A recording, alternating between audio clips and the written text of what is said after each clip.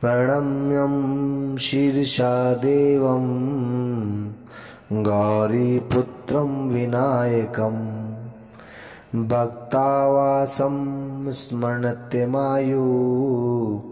कामार्थं सिद्धये प्रथमं वक्रतुण्डं च एकदन्तं द्वितीयकं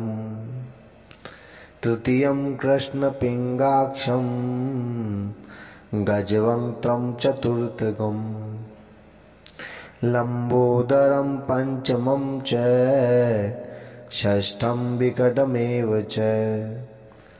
सप्तमं विघ्नराजेन्द्रं धूम्रवर्णं तथाष्टमं नवमं बालचन्द्रं च दशमं तु विनायकम् एकादशं गणपतिं द्वादशं तु गजाननं द्वादशेतानि नामानि त्रिसन्ध्यं य पठेन्नर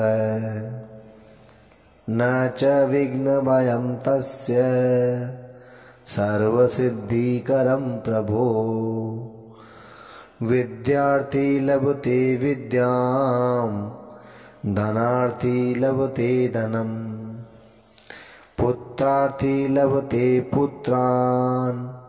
मोक्षार्थी लभते गतिम् जपेत गणपति स्तोत्रं षड्भिर्मासे फलं लभेत् संवत्सरेण सिद्धिं च लभते नात्र संशयम् अष्टभ्यो ब्राह्मणवैश्च लिखित्वा ये समर्पयेत् तस्य विद्या भवेत् सर्वा गणेशस्य प्रसादतः। नारद पुराण संकट विनाशनम श्री गणपति स्तोत्रम संपूर्णम।